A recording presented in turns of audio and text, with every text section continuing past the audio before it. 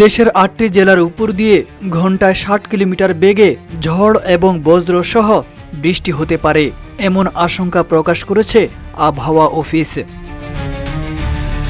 দেশের অভ্যন্তরীণ নদীবন্দরগুলোর জন্য এক জরুরি সতর্কবার্তা জারি করা হয়েছে, যা রাত ১টা পর্যন্ত কার্যকর থাকবে। আবহাওয়া অধিদপ্তরের মতে খুলনা, বরিশাল, পটুয়াখালী, নোয়াখালী, কুমিল্লা, চট্টগ্রাম, কক্সবাজার ও সিলেট জেলার উপর দিয়ে পূর্ব অথবা দক্ষিণ পূর্ব দিক থেকে ঘন্টায় ৪৫ থেকে ৬০ কিলোমিটার বেগে অস্থায়ীভাবে দমকা বা ঝড়ো হাওয়া বয়ে যেতে পারে। সেই সঙ্গে বৃষ্টি কিংবা বজ্রসহ বৃষ্টি হওয়ার সম্ভাবনা রয়েছে।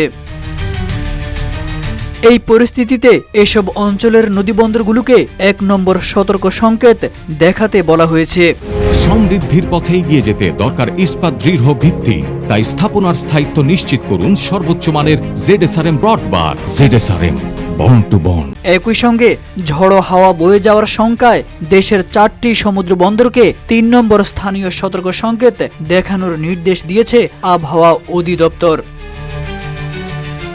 এটি একটি সতর্কতামূলক অবস্থান, তাই সকল নৌযান এবং উপকূলবর্তী এলাকার জনগণকে সতর্ক থাকতে এবং প্রয়োজনীয় ব্যবস্থা গ্রহণের আহ্বান জানানো হয়েছে।